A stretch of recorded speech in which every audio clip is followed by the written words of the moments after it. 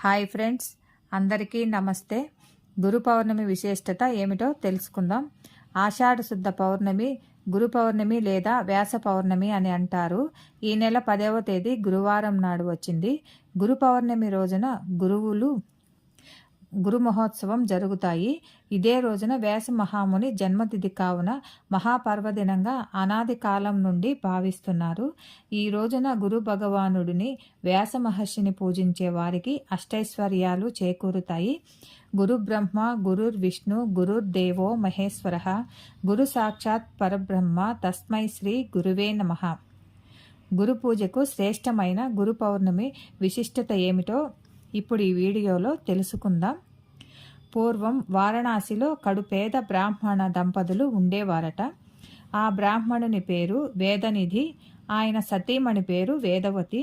వీరిరువురు ఎల్లప్పుడూ చక్కని ఆధ్యాత్మిక చింతనతో భక్తి జ్ఞానము కలిగి జీవించేవారు.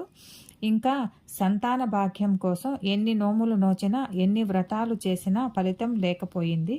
ఒకనాడు వేదనిధికి ప్రతిరోజు మధ్యాహ్న సమయమందు వ్యాస భగవానులు రహస్యంగా గంగానదికి స్నానానికై వస్తూ ఉంటాడని తెలిసింది. ఎలాగైనా సరే వ్యాస మహర్షి దర్శనం పొందాలని ప్రతిరోజు 1000 కళ్ళతో వెతకనారంభిస్తాడు. ఈ క్రమంలో ఒక భిక్షువు రూపం ధరించి దండధరుడైన వ్యక్తిని వేదనిధి దర్శిస్తాడు. వెంటనే వేదనిధి వారి పాదాలను ఆశ్రయిస్తాడు. దానికి ఆ భిక్షువు చీదరించుకొని కసురుకుంటాడు. అయినా సరే ఆ భిక్షువు పాదాలను వదలక, మహానుభావ, తమరు సాక్షాత్తు వ్యాస భగవానులని నేను గ్రహించాను, మిమ్మల్ని శరణు వేడుతున్నాను అన్నాడు. ఆ మాటలు విన్న భిక్షువు నలుదిశలు చూసి ఇంకా తనను ఎవరైనా చూస్తున్నారేమోనని తలచి వెంటనే ఆప్యాయంగా చేరదీసి ఏమి కావాలో కోరుకోమంటారు. దానికి వేదనిధి, రేపు నా తండ్రి గారి పితృకార్యము, దానికి తమరు బ్రాహ్మణార్థమై భోజనానికి మా ఇంటికి తప్పక దయచేయాలని వేడుకుంటాడు. అందుకు ఆ మహర్షి తన ఆహ్వానాన్ని మన్నిస్తాడు.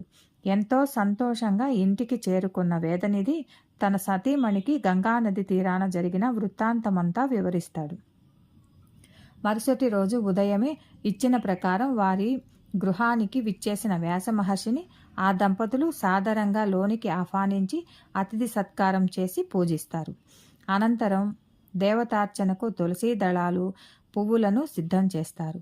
వారి పూజ అనంతరం ఎంతో శుచిగా వంటకాలను సిద్ధపరిచి శ్రాద్ధ విధులను విధి విధానంగా నిర్వహిస్తారు. అనంతరం ఆ దంపతులు ఆ వ్యాస